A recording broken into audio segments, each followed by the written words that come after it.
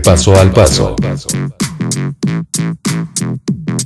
Examen físico de la piel. Anamnesis. Debemos indagar sobre cuáles son los síntomas predominantes, el tiempo de evolución, si siempre estuvieron presentes o fueron intermitentes, si son los mismos a los del comienzo o si fueron cambiando y si se acompañan de síntomas locales como prurito, ardor o dolor. O de síntomas sistémicos como fiebre, astenia o artralgias. También debemos indagar sobre el consumo de fármacos y los antecedentes personales, sobre todo los alérgicos, antecedentes familiares, trabajo u ocupación, si ha realizado viajes recientes y dónde reside. Examen físico. Debemos realizar la inspección de toda la superficie cutánea, descubriendo por zonas para proteger el pudor del paciente. Podemos examinar el tejido celular subcutáneo si observamos alteraciones. Para terminar debemos examinar el pelo y las uñas. De hallar lesiones debemos describir qué tipo de lesiones son, dónde se localizan, si son simétricas, si se agrupan en forma herpetiforme, zosteriforme o lineal, si tienen una distribución generalizada, indicando si respeta las palmas de las manos o plantas de los pies, también la forma y el tamaño de las lesiones, para lo cual debemos medirlas, los bordes, en el caso de las úlceras, los límites, para las placas, y los contornos, cuando son máculas, si estos son netos o difusos, es decir, mal definidos. También describimos color y aspecto, que puede ser polimorfo o monomorfo.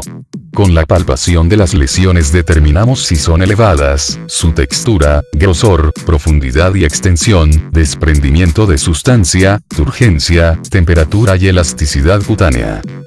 Clasificación de las lesiones. Las lesiones elementales primarias son las que se originan a partir de la piel sin alteraciones. Las lesiones elementales secundarias son la evolución de una primaria, es decir, aparecen sobre una piel afectada. Máculas. Son alteraciones de la coloración de la piel sin elevación. Pueden ser vasculares o pigmentarias. La diferencia entre ambas es que las vasculares desaparecen a la vitropresión. Las primeras se producen por congestión o hipoflujo. Es el caso del eritema y de la palidez localizada, respectivamente. Al eritema generalizado lo denominamos exantema, el cual puede ser escarlatiniforme, si no presenta parches de piel normocoloreada dentro del área que abarca, o morbiliforme, si los presenta. Denominamos enantema al eritema de mucosas. Otro tipo de máculas vasculares constituyen las telangiectasias, recorridos vasculares congestivos, y los angiomas, tumores de vasos sanguíneos que se observan como máculas rojizas. Las máculas pigmentarias pueden ser de hemosiderina o melanina. Las de melanina pueden ser hipo o hiperpigmentarias. Dentro de las de hemosiderina tenemos las púrpuras, las petequias, equimosis y hematomas. Todas se producen por extravasación de matillas que se observa a través de la piel intacta que está por encima. La hemoglobina de los eritrocitos es degradada por macrófagos a bilirrubina y luego a hemosiderina. Esto causa un cambio de color característico de estas lesiones, comenzando con coloración rojiza, a verdosa azulada y por último cambia a un tono amarillento. La diferencia entre equimosis y hematoma es la evidencia de fluctuación a la palpación, es decir, la presencia de fluido por debajo de la piel que corresponde a la colección de sangre. Pápulas. Son elevaciones circunscritas, superficiales, sólidas y de tamaño menor a 0,5 centímetros, que involucionan sin dejar cicatriz. Las placas son elevaciones superficiales mayores a 0,5 centímetros, que se forman por confluencia de pápulas, o también pueden aparecer de novo como en la erisipela, y tampoco dejan cicatriz.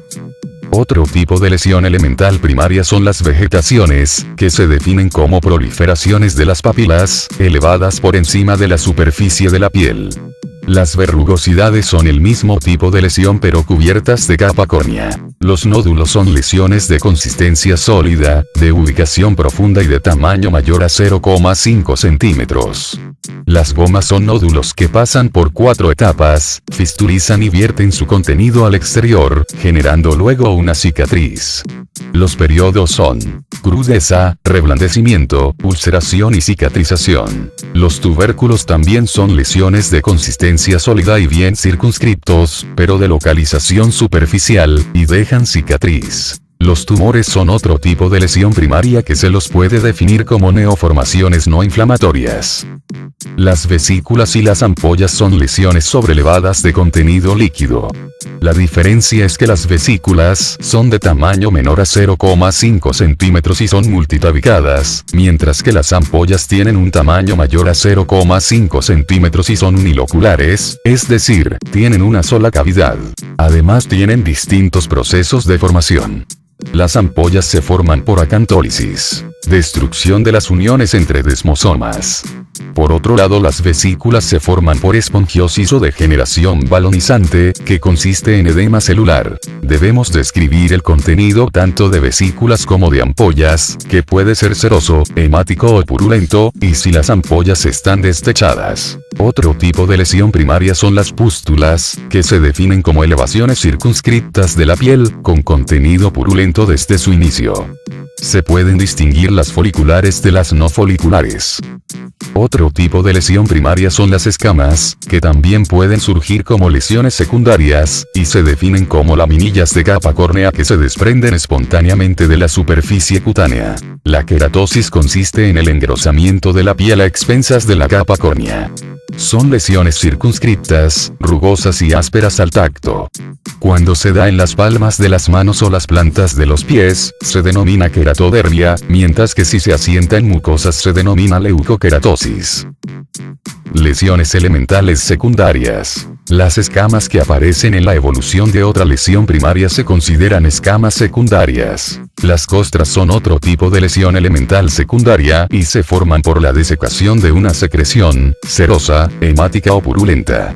Otro tipo de lesión secundaria son las escaras, que consisten en áreas de tejido necrosado delimitado por piel sana por un surco. Las fisuras o grietas son soluciones de continuidad de la piel, de forma lineal y sin pérdida de sustancia. Lesiones con pérdida de sustancia. En este subgrupo tenemos las erosiones o exulceraciones, que son pérdidas superficiales de sustancia que no deja cicatriz. Las excoriaciones, que son pérdidas de sustancias superficiales producidas por el rozamiento de la piel con objetos sólidos, como las mismas uñas del paciente, instrumental médico o de otro tipo. Las ulceraciones, que consisten en la pérdida de sustancia a nivel profundo, es decir, llegando a dermis o hipodermis, y cuya resolución deja cicatriz. Y las úlceras, que son ulceraciones de curso crónico. Otro tipo de lesión secundaria es la atrofia cutánea, es la disminución del espesor y la elasticidad de la misma, lo que hace que se arrugue y se mantenga elevada al realizarle un pliegue. La esclerosis es lo contrario, aquí la piel se endurece y borra las arrugas y pliegues naturales. La piel está adherida a los planos profundos y puede ser circunscripta o difusa. Otro tipo de lesión secundaria es la liquenificación, que consiste en el aumento del espesor, pigmentación y cuadriculado de la piel, secundario al rascado.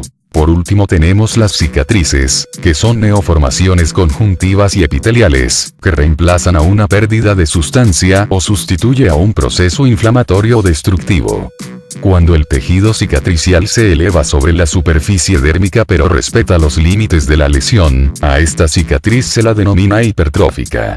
Cuando se eleva y además sobrepasa los límites, se la denomina cicatriz queloide. Por último, las cicatrices viciosas pueden ser adherentes, retraídas e hiperplásicas. Aquí termina el examen físico de la piel.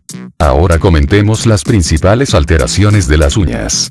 Estas alteraciones pueden ser de la configuración de la uña, de su color, de su superficie o de su relación con el tejido periungueal. Comenzando por el primer grupo de alteraciones, tenemos anomiquia.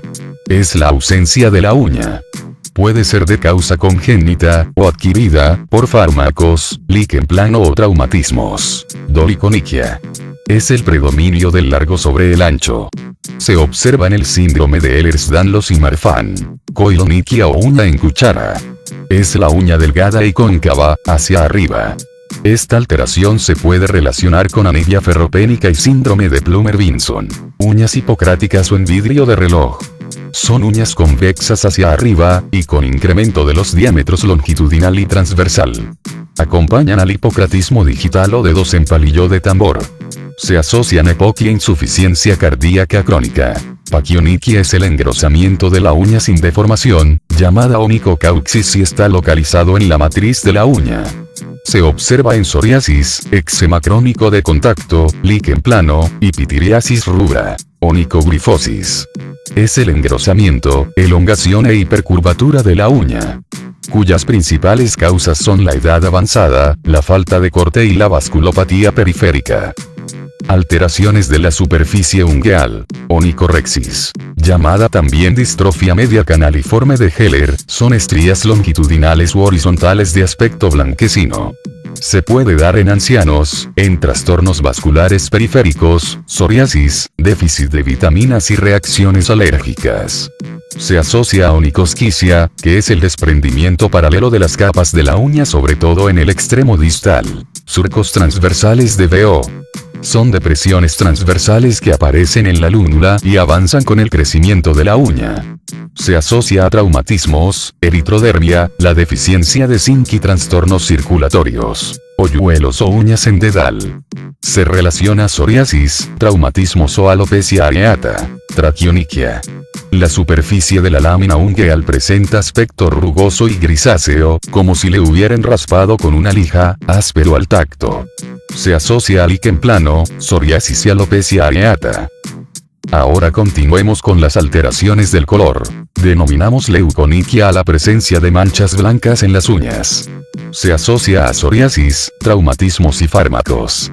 Cuando estas manchas son líneas perpendiculares al eje de la uña, gruesas, largas, anchas y múltiples, se denominan uñas de muerte, y puede asociarse a hipoalbuminemia.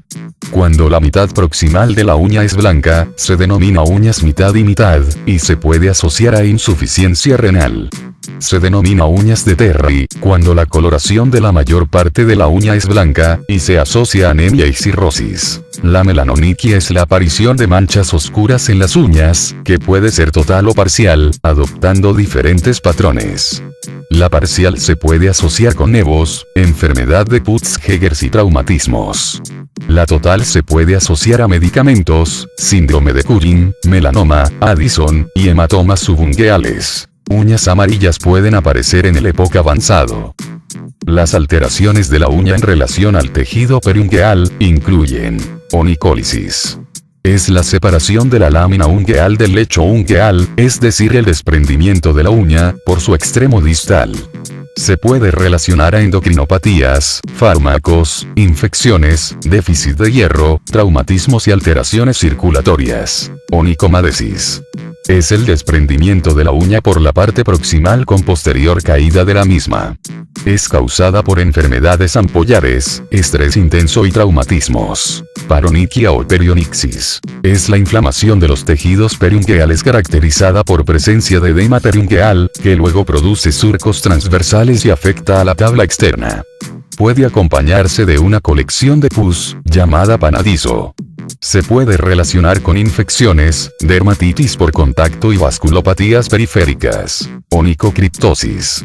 Es la uña encarnada, donde se ve lesión y sobreelevación de los surcos laterales. Puede ser causada por uso de calzado inadecuado o por alteraciones ortopédicas. Terminamos con las uñas. Ahora comentaremos las alteraciones del pelo. Estas pueden ser cuantitativas o cualitativas.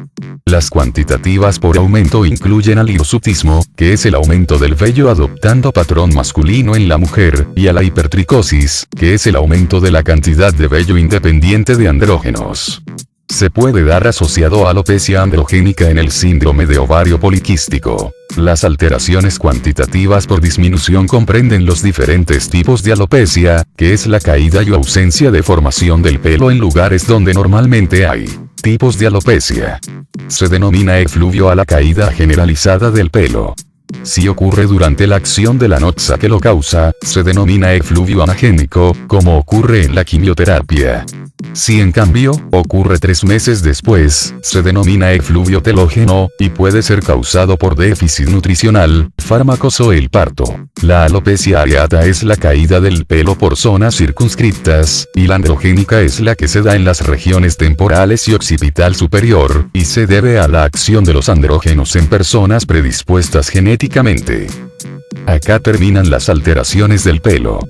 Para terminar, veamos las alteraciones del tejido celular subcutáneo. Debemos explorar el trofismo, la distribución, los signos de inflamación, la presencia de edema, la presencia de nódulos y la de enfisema subcutáneo. La pérdida de peso puede ser parte de un síndrome constitucional, junto con astenia y anorexia, el cual puede relacionarse con neoplasias, enfermedades cardiopulmonares, depresión, entre otras. O bien, puede deberse a un déficit en la ingesta por diversas causas, como pobreza, inanición, anorexia nerviosa, etc. En cualquier caso, denominamos emaciación al adelgazamiento marcado, más del 25% del peso teórico, consunción a la emaciación más pérdida de fuerza, es decir pérdida de masa muscular. Caquexia se le llama al estado terminal con postración en cama. La distribución del tejido adiposo sigue patrones específicos cuando aumenta en cantidad.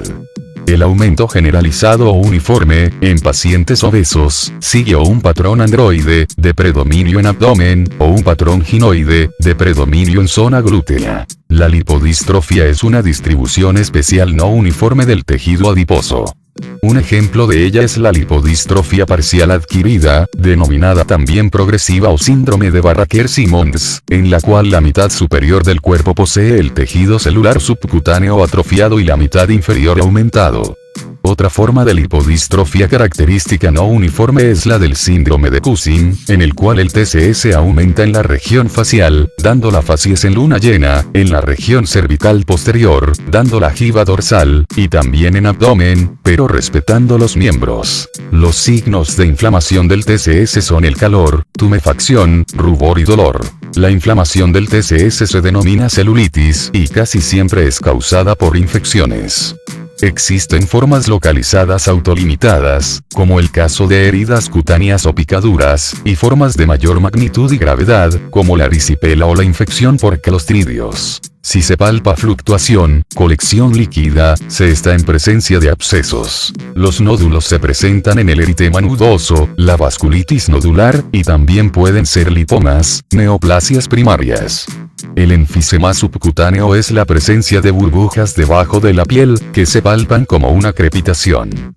Puede relacionarse a neumotórax si se ubica sobre todo en la región supraclavicular, o puede ser causado por gangrena gaseosa. El edema se pone de manifiesto con el signo de Godet y nos habla de diversas alteraciones en las fuerzas de Starling, obstrucción linfática, hipoalbuminemia, insuficiencia cardíaca, trombosis venosa profunda, etc.